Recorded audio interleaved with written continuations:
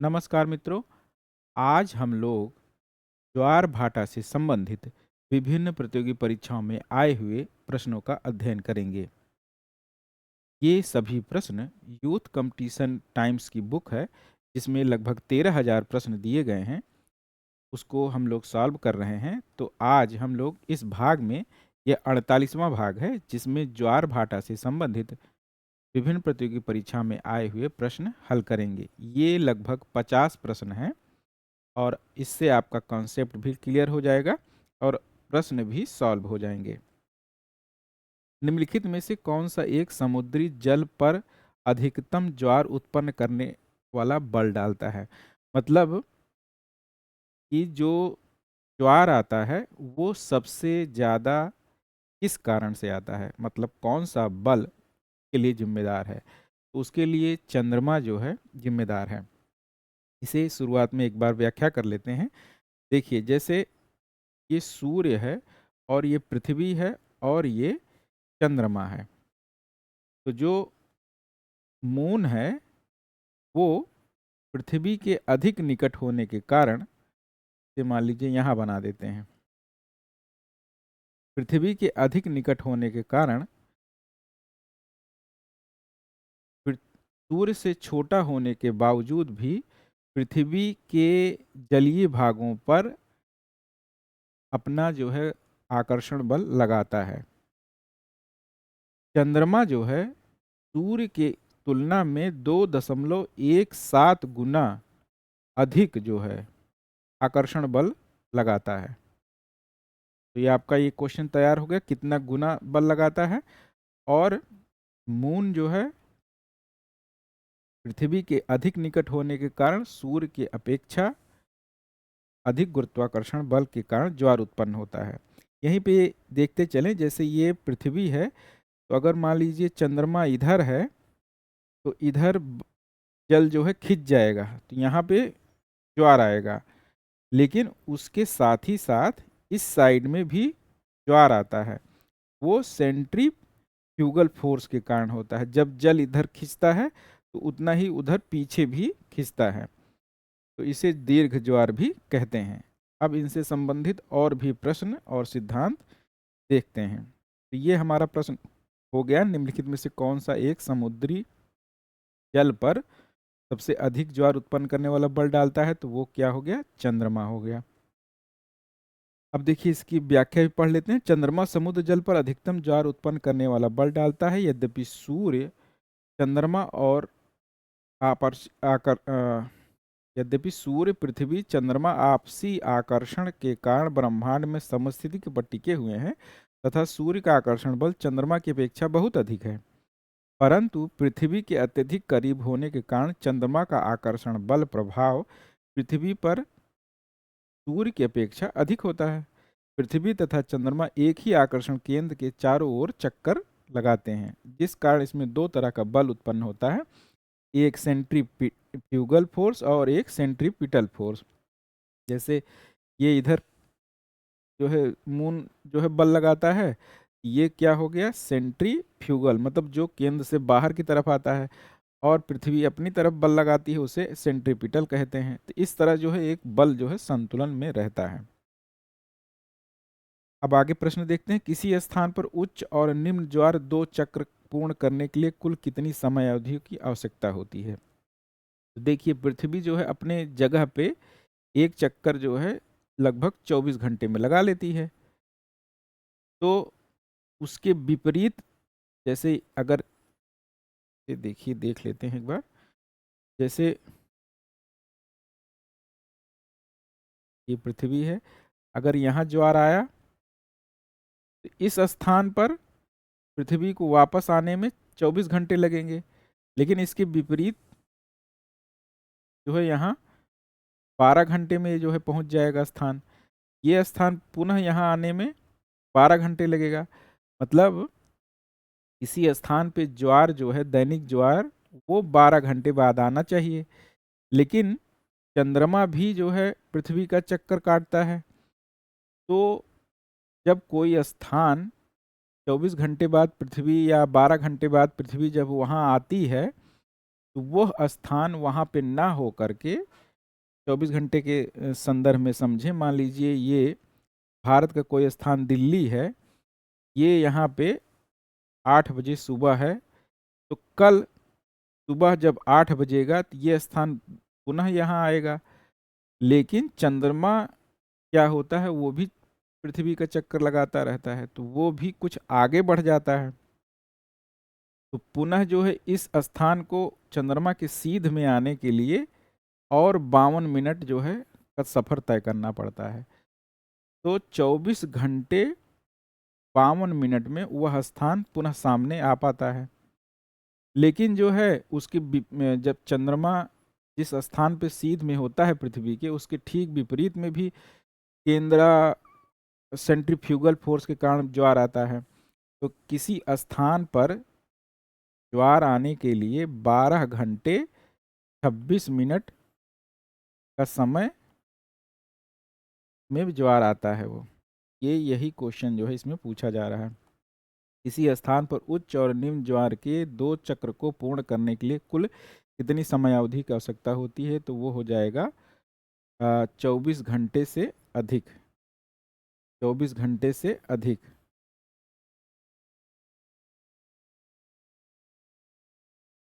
इसको जो है व्याख्या हमने कर दिया। किसी निश्चित स्थान पर उच्च और निम्न ज्वार के 2 चक्र पूर्ण करने के लिए 24 घंटे से अधिक समयावधि की आवश्यकता होती है। प्रत्येक स्थान पर सामान्य तौर पर दिन में 2 बार ज्वार आता है। जैसे मैंने बताया 2 बार इसलिए आता है क्योंकि केंद्रा प्रसारित बल या सेंट्रीफ्यूगल फोर्स के कारण। तो अगर दैनिक ज्वार कहा जाए तो वो 12 घंटे 26 मिनट में आएगा। लेकिन वह स्थान जो है चंद्रमा के जो सीध में है वो पुनः 24 घंटे 52 मिनट बाद आएगा। यही कह रहे हैं प्रत्येक स्थान पर दिन में 2 बार ज्वार आता है। पृथ्वी अपनी धुरी पर 24 घंटे में एक पूर्ण चक्कर लगा लेती है। प्रत्येक स्थान पर 12 घंटे के बाद ज्वार आना चाहिए, अर्थात प्रत्येक दिन ज्वार एक ही समय पर आना चाहिए, परंतु वास्तव में ऐसा नहीं होता। प्रतिदिन ज्वार लगभग 26 मिनट देर से आता है। इसका प्रमुख कारण क्या है कि चंद्रमा भी अपनी धुरी पर चक्कर लगाते हुए पृथ्वी की परिक्रमा करता है। तो जब तक जो है पृथ्वी वहाँ वापस आती है तब तक चंद्रमा जो है 52 मिनट आगे बढ़ जाता है स्थान के संदर्भ में, और केंद्रा सेंट्रीफ्यूगल फोर्स के कारण आधा आधा पार्ट जब लिया जाता है तो 26 मिनट देर से ज्वार आता है। आप लोग संभवतः समझ गए होंगे। देखिए ज्वारों के उद्भव से संबंधित जो है कौन कौन से सिद्धांत है, इसे आप लोग याद कर लीजिए, बहुत ही इंपॉर्टेंट है। ज़्यादातर क्वेश्चन इसी से पूछे जाते हैं। देखिए साम्य सिद्धांत जो है या संतुलन सिद्धांत न्यूटन ने दिया था। गतिकी सिद्धांत जो है लाप्लास ने दिया था। और प्रागामी तरंग सिद्धांत जो है व्हेल ने दिया था। और अप्रागामी तरंग सिद्धांत हैरिस ने दिया था। इसे स्थैतिक सिद्धांत भी कहते हैं। इसे आप देखिए बार बार क्वेश्चन आएगा, इसको बार याद कर लीजिए। सिद्धांत के अंतर्गत क्या है ये ज़्यादा नहीं पूछता, केवल सिद्धांत और प्रतिपादक दोनों का पूछता है। ज्वार भाटा की उत्पत्ति संबंधित प्रगामी तरंग सिद्धांत देखिए अभी आया विलियम व्हेल ने। देखिए कितनी बार पूछा गया है, विलियम व्हेल ने किया था।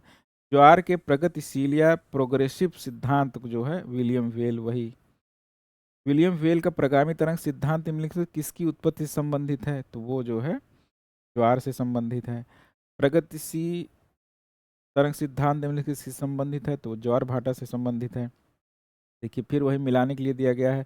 प्रगामी तरंग सिद्धांत विलियम व्हेल है, स्थैतिक तरंग या अप्रगामी तरंग सिद्धांत हैरिस है, और संतुलन सिद्धांत न्यूटन है। और हिमनद ये जो है डेली का सिद्धांत नहीं है। और ये देखिए चंद्रमा ये जो है पूरा दिया गया है। हिमनद नियंत्रण सिद्धांत जो है ये डेली ने 1915 में दिया था। तो ये ज्वार भाटा से संबंधित सिद्धांत ये नहीं है।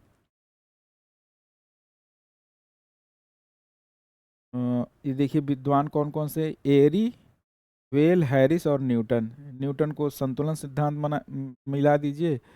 और प्रगामी तरंग स्थैतिक जो है देखिए ये हैरिस हो जाएगा, और व्हेल जो है प्रगामी तरंग हो जाएगा, और एरी जो है नहर सिद्धांत हो जाएगा।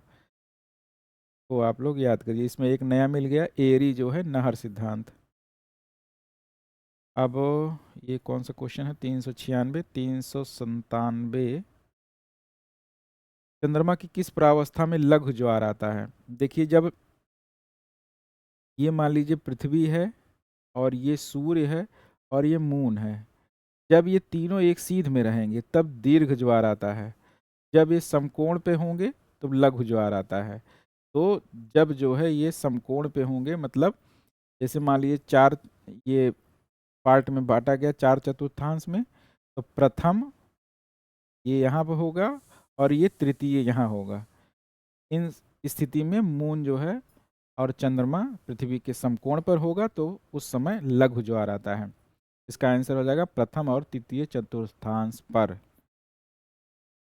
चंद्रमा के प्रथम और तृतीय चतुर्थांश की अवस्था में लघु ज्वार आता है। प्रत्येक माह के शुक्ल पक्ष और कृष्ण पक्ष के सप्तमी या अष्टमी को सूर्य और चंद्रमा के पृथ्वी चंद्रमा समकोणीय स्थिति में होते हैं, तो फलस्वरूप चंद्रमा और सूर्य के ज्वार उत्पादक बल एक दूसरे को विपरीत कार्य करते हैं। अतः इस प्रकार इस समय लघु ज्वार आता है, जो सामान्य ज्वार से 20% कम होता है। दीर्घ ज्वार 20% अधिक होता है। देखिए, दीर्घ ज्वार जब भी आएगा तो हमेशा सूर्य और मून चंद्रमा एक सीध में होंगे और पृथ्वी एक सीध में होगा, ये दीर्घ ज्वार आएगा। तो इस स्थान पे भी दीर्घ ज्वार आएगा, यहाँ भी, और इसके विपरीत भी सेंट्रीफ्यूगल फोर्स के कारण दीर्घ ज्वार आएगा।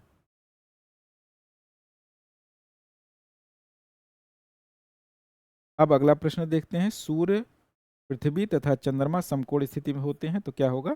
लघु ज्वार आएगा। अभी हम लोगों ने व्याख्या किया, नीप टाइड भी कहते हैं। निम्नलिखित में किसने ज्वार की उत्पत्ति का स्थैतिक तरंग सिद्धांत, अभी हम लोगों ने पढ़ा स्थैतिक तरंग सिद्धांत या अप्रगामी तरंग सिद्धांत, हैरिस का है। हैरिस ने ज्वार से संबंधित स्थैतिक सिद्धांत को, इसके अनुसार पृथ्वी ज्वार भाटा की क्रिया को दक्षिण महासागर में उठने वाली प्रगामी तरंगों के कारण नहीं होती, वरन प्रत्येक महासागर में स्वतंत्र रूप से संपादित होती है। सूर्य चंद्रमा के आकर्षण और पृथ्वी के अपकेंद्रीय बल के कारण सागरीय जल का ऊपर उठना टाइड तथा नीचे गिरना ईब भाटा कहलाता है। कौन कौन से सिद्धांत, इसे एक बार फिर से आप देख लीजिए। संतुलन सिद्धांत न्यूटन का है, 1687 में दिया था उन्होंने। प्रगामी तरंग सिद्धांत 1833 में विलियम वेल ने दिया था, और एरी ने नहर सिद्धांत दिया था 1842 में। सबसे बाद का एरी का है। ये सबसे ज्यादा विलियम वेल का प्रगामी तरंग सिद्धांत पूछा जाता है। सामान्यतः दीर्घ ज्वार और लघु ज्वार के मध्य का अंतराल होता है। तो देखिए, जैसे ये पृथ्वी है, अर्थ है, और ये सूर्य है, और ये मून है, तो दीर्घ ज्वार जब ये सीध में है तो दीर्घ ज्वार आएगा। और लघु ज्वार के मध्य कितने दिन का अंतराल होगा? यहाँ जब मून पहुंच जाएगा तब जो है समकोण स्थिति पे हो जाएगा मून और सन। जब समकोण स्थिति पे हो जाएगा तो यहाँ पे क्या होगा? लघु ज्वार आएगा। तो चंद्रमा को पूरे पृथ्वी चक्कर लगाने में 28 दिन का समय लगता है। तो एक चतुर्थांश चक्कर लगाने में उसे कितना दिन लगेगा? 7 दिन लगेगा। तो लघु ज्वार और दीर्घ ज्वार के बीच जो दिन होगा वो कितना होगा? 7 दिन होगा। यही ये जो है कह रहे हैं। सूर्य और चंद्रमा की आकर्षण शक्तियों के कारण सागरीय जल के ऊपर उठने और नीचे गिरने की ज्वार भाटा कहा जाए। सूर्य और चंद्रमा पृथ्वी पर एक सीधी रेखा में प्रत्येक पूर्णमासी और अमावस्या को होते हैं। इस स्थिति को सिजगी कहते हैं। इन दिनों वृहद ज्वार उत्पन्न होते हैं। जब पृथ्वी, सूर्य और चंद्रमा एक सीध में होते हैं तो उसको सिजगी कहते हैं। ये पूर्णमासी को होगा या तो अमावस्या को होगा जो दीर्घ ज्वार आएगा। इस तरह के दीर्घ ज्वारीय महीने में 2 बार अमावस्या और पूर्णमासी का आते हैं। प्रत्येक मास के शुक्ल पक्ष और कृष्ण पक्ष की सप्तमी अष्टमी को सूर्य और पृथ्वी तथा चंद्रमा समकोणीय स्थिति में होते हैं। जब समकोणीय स्थिति में होगा तो क्या होगा? लघु ज्वार आएगा। अतः हम कह सकते हैं कि पूर्णमासी और अमावस्या को दीर्घ ज्वार उत्पन्न होता है। प्रत्येक मास के शुक्ल पक्ष और कृष्ण पक्ष की सप्तमी अष्टमी को लघु ज्वार आते हैं। इस प्रकार सामान्यतः दीर्घ ज्वार और लघु ज्वार के मध्य 7 दिन का अंतराल होता है। विश्व में उच्च ज्वार कहाँ आता है, तो इसे आप लोग याद कर लीजिए, फंडी की खाड़ी में विश्व में सबसे अधिक जो है कनाडा के नोवा स्कोशिया में स्थित फंडी की खाड़ी में उच्च ज्वार आता है। इस ज्वारीय उभार का 15 से 16 मीटर के बीच होते हैं, क्योंकि यहाँ दो उच्च ज्वार तथा दो निम्न ज्वार प्रतिदिन आते हैं, अतः यह ज्वार 6 घंटे के भीतर जरूर आता है।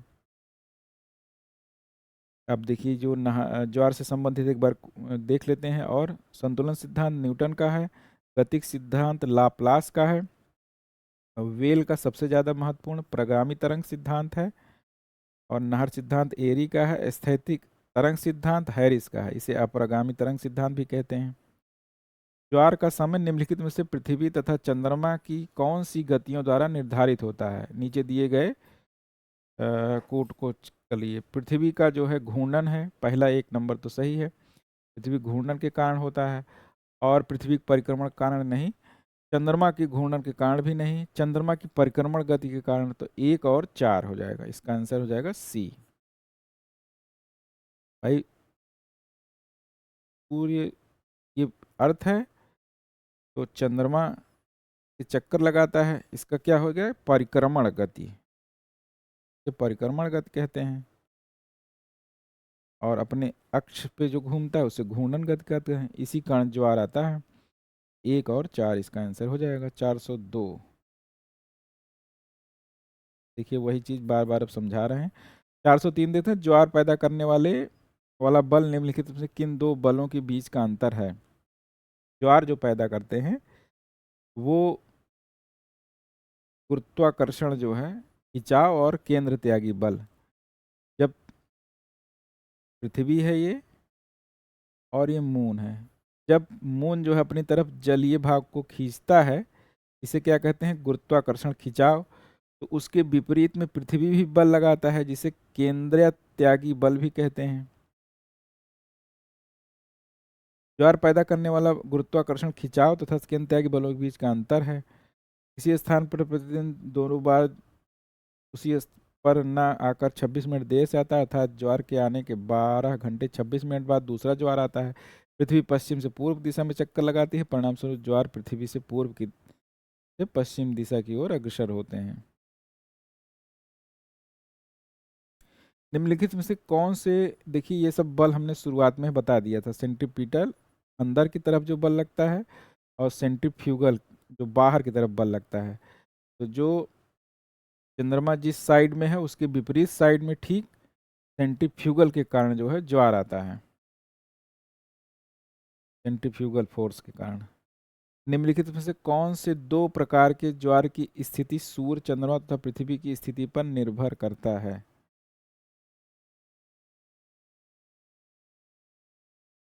दो प्रकार के ज्वार की स्थिति सूर्य, चंद्रमा तथा पृथ्वी की स्थिति पर निर्भर करता है। तो देखिए जो स्प्रिंग टाइड या दीर्घ ज्वार होता है, वो अगर सिजगी की स्थिति रहेगी, मतलब सन, अर्थ, मून तीनों एक सीध में हो, तो ही जो है दीर्घ ज्वार आता है।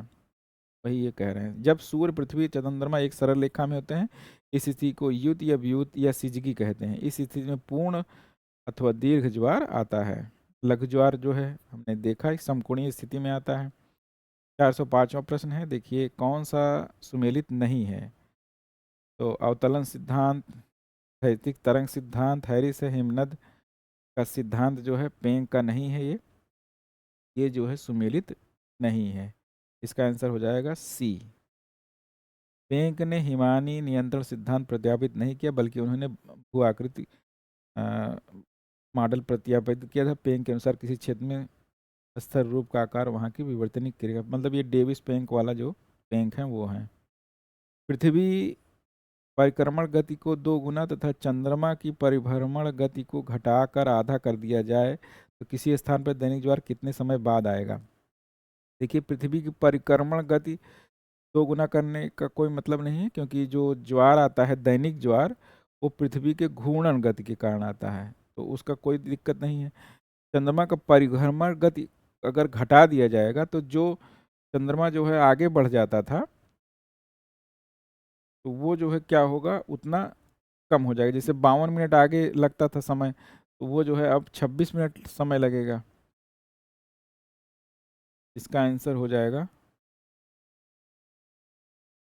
24 घंटे 52 मिनट जैसे दिए हैं, तो ये 24 घंटे 52 मिनट तो जो सामान्य स्थिति में होता है, लेकिन जब पृथ्वी जो चंद्रमा की गति को हटा दिया जाएगा तो 52 मिनट और ज़्यादा ट्रेवल नहीं करना पड़ेगा, बल्कि 26 मिनट ही ट्रेवल करना पड़ेगा। तो इसका आंसर डी होना चाहिए, जो है आंसर गलत दिया गया है। विलियम व्हेल के अनुसार गौड़ तरंगे दिशा में आगे बढ़ती हैं। गौड़ तरंगे, देखिए जब व्हेल के अनुसार जब पृथ्वी पर ज्वार आता है तो एक प्राथमिक तरंग होती है जो ऊपर खिंचती हुई चली जाती है। पृथ्वी जो है एंटी क्लॉकवाइज या पश्चिम से पूर्व चलती है, तो पूरब से पश्चिम की तरफ ज्वार जो है जो आता है उसे प्राथमिक तरंग कहते हैं। लेकिन उसके अलावा जो सेकेंडरी वेव होता है वो ये इस तरह चलता है, उत्तर दक्षिण या दक्षिण से उत्तर चलता है। तो उसी के बारे में पूछ रहे हैं, तो दक्षिण से उत्तर हो जाएगा। उत्तर से दक्षिण हो जाए या दक्षिण से उत्तर हो जाएगा? दक्षिण से उत्तर। विलियम वेल ने बताया कि ज्वार उत्पत्ति स्थल से पश्चिम से बढ़ने पर महाद्वीपीय अवरोध के कारण तरंगों की उत्पत्ति हो जाती है। गौड़ तरंगे दक्षिण से उत्तर की ओर स्वतंत्र रूप से आगे बढ़ती हैं। ये चंद्रमा को से प्रभावित नहीं होती। ये प्रशांत, अटलांटिक और हिंद महासागर में लगातार उत्तर की ओर बढ़ते हुए अंततः उत्तरी ध्रुव सागर में पहुंचकर समाप्त हो जाती हैं। ये मेनली जो है प्रशांत और अटलांटिक महासागर में ज़्यादा परिलक्षित होगा। लघु ज्वार के समय पृथ्वी की स्थिति क्या होती है? तो ये समकोणीय होती है, बार बार क्वेश्चन आ चुका है। कम ज्वार और उच्च ज्वार के बीच ऊंचाई में लंबवत अंतर से संबंधित होता है। ये ज्वारीय परास होता है, इसको आप लोग जान लीजिए, ज्वारीय परास। कम ज्वार और उच्च ज्वार के बीच ऊंचाई में लंबवत अंतर को ज्वारीय परास से संदर्भित किया जाता है। प्रत्येक स्थान पर सामान्यतः दिन में 2 बार ज्वार आता है तथा प्रत्येक स्थान पर 12 घंटे बाद ज्वार आना चाहिए। लेकिन वास्तव में ऐसा नहीं होता, प्रतिदिन 26 मिनट देरी से आता है। इसका प्रमुख कारण चंद्रमा की अपनी धुरी पर घूमते हुए पृथ्वी की परिक्रमा करना है। ज्वार के 6 घंटे 13 मिनट बाद भाटा आता है। निम्नलिखित में किस वैज्ञानिक ने वर्ष 1687 में ज्वार भाटा तथा चांद और सूर्य के ज्वार भाटा पैदा करने वाले बल की पहली बार तार्किक व्यवस्था प्रस्तुत की थी? तो ये जो है संतुलन सिद्धांत जो है आइजैक न्यूटन ने दिया था। संतुलन सिद्धांत 411 देखते हैं। भारत में उच्चतम ज्वार क्षेत्र देश के पास देखा जाता है, तो ये गुजरात तट पे होता है, तो याद कर लीजिए। और सबसे अधिक फंडिक खाड़ी है नोवा स्कोशिया के पास। स्थिर तरंग सिद्धांत ये हैरिस का है, बार बार आ चुका है। गतिक सिद्धांत भी कहते हैं या प्रगामी तरंग सिद्धांत भी कहते हैं इसे। देखिए पृथ्वी की उत्पत्ति, प्रवाल भित्ति की उत्पत्ति, ज्वार भाटा की उत्पत्ति, शीतोष्ण चक्रवात की उत्पत्ति। तो ज्वार भाटा से संबंधित कौन है? ये है वेल। वेल हो जाएगा। और पृथ्वी की उत्पत्ति लाप्लास हो जाएगा। प्रवाल भित्ति का जो है डार्विन हो जाएगा। और चक्रवात जो है बर्कनीज हो जाएगा। दो ज्वारों के बीच का समय अंतर, दो ज्वारों के बीच 12 घंटे 26 मिनट होता है। प्रोग्रेसिव वेव प्रगामी तरंग सिद्धांत ज्वार भाटा से संबंधित उत्पत्ति सिद्धांत है ये। 415। 416 लघु ज्वार भाटा जो है कब होता है? तो अर्धचंद्र के समय होता है, जब संकोणीय स्थिति पे जो है चंद्रमा होता है पृथ्वी के। निम्नलिखित में से कौन सा कारण ज्वार भाटा से संबंधित है? सूर्य और चंद्रमा। ज्वारों की उत्पत्ति से संबंधित संतुलन सिद्धांत का प्रतिपादन न्यूटन ने दिया था। ज्वार, उच्च ज्वार का निर्माण होता है क्योंकि सूर्य, चंद्रमा और पृथ्वी तीनों जो है एक सीध में हो जाते हैं और आकर्षण शक्ति करते हैं। तो ये पहला ऑप्शन हो जाएगा। बसंत ज्वार पूर्णिमा एवं अमावस्या को उत्पन्न होते हैं। बसंत ज्वार, बसंत ज्वार मतलब ये स्प्रिंग टाइड की बात हो रही है, मतलब दीर्घ ज्वार। तो वो पूर्णिमा और अमावस्या को ही उत्पन्न होते हैं, क्योंकि पूर्णिमा और अमावस्या को ही तिजगी की स्थिति होती है जब सन, अर्थ और मून तीनों सीध में होते हैं। तो जो है दीर्घ ज्वार उसी समय आएगा। तो ये पहला कथन सही है। पूर्णिमा और अमावस्या को सूर्य तथा चंद्रमा सदैव पृथ्वी के समकोण पर होते हैं। ये कथन गलत हो जाएगा, समकोण पर नहीं होते हैं बल्कि सीध में होते हैं। ए सही है और आर गलत है। ए सही है और आर गलत है।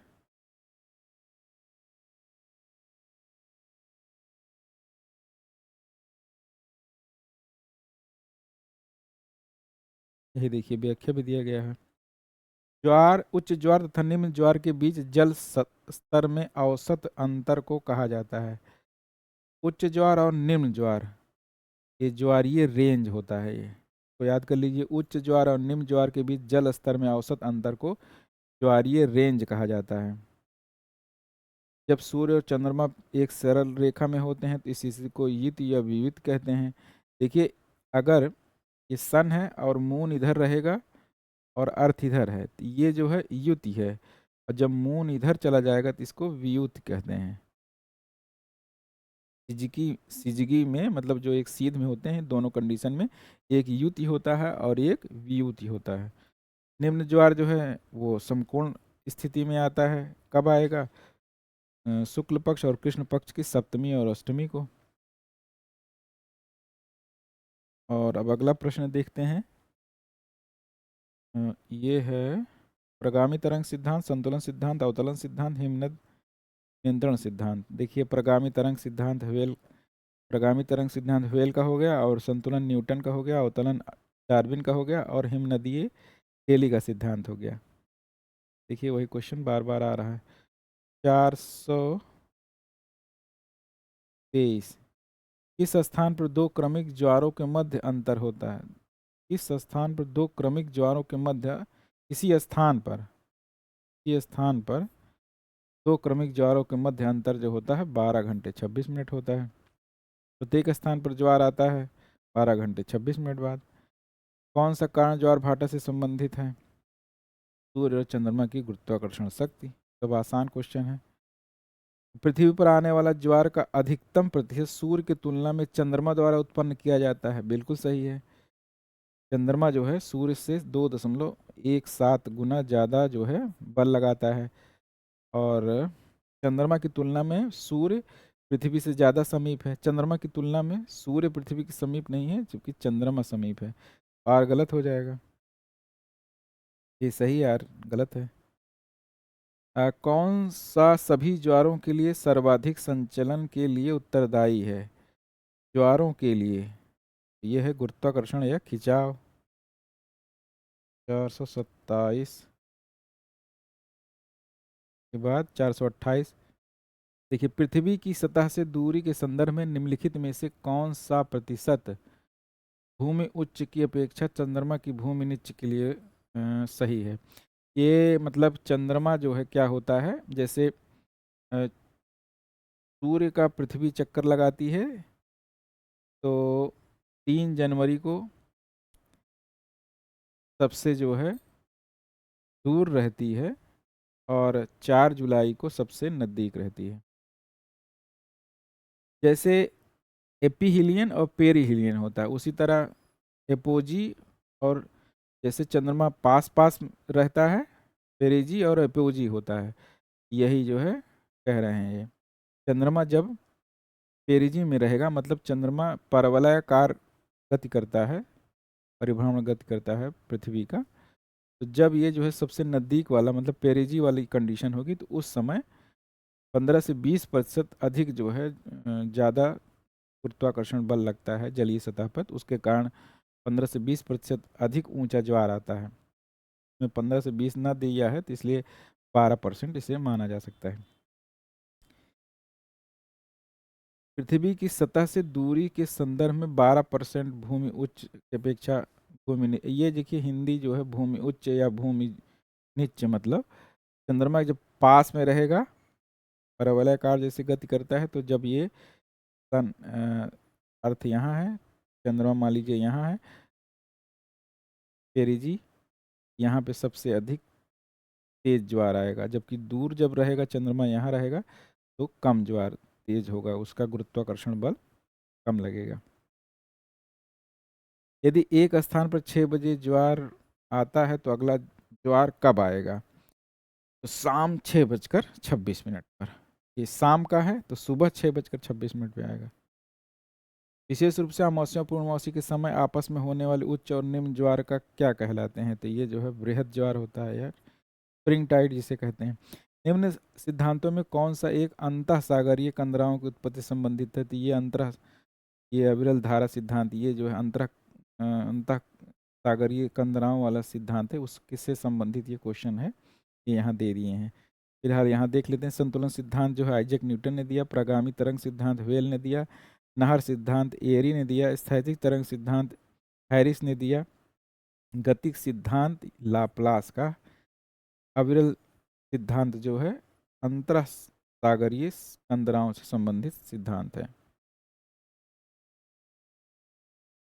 432 महासागरीय ज्वारों की उत्पत्ति के निम्नलिखित सिद्धांतों में से किसका प्रतिपादन सर एरी ने किया? ये नहर सिद्धांत है। चंद्रमा का ज्वार उत्पन्न करने वाला बल सूर्य के बल से कितना गुना अधिक है? ये हम बार बार बता रहे हैं, 2.17 जो है गुना अधिक है। और जो है ये चंद्रमा और सूर्य की जो शक्ति का अनुपात है वो 11:11:5 है। ये 4 नहीं है, ये 5 होना चाहिए। 11:5 आएगा तो लगभग आप भाग देंगे तो लगभग 2.2 के आसपास आएगा, तो मतलब 2.17 गुना अधिक है। अब देखिए 434, सूर्य और चंद्रमा पृथ्वी के केंद्र पर समकोण की स्थिति में होंगे तो क्या आएगा? लघु ज्वार आएगा। सूर्य और चंद्रमा पृथ्वी एक सीधी रेखा में होंगे तो दीर्घ ज्वार आएगा।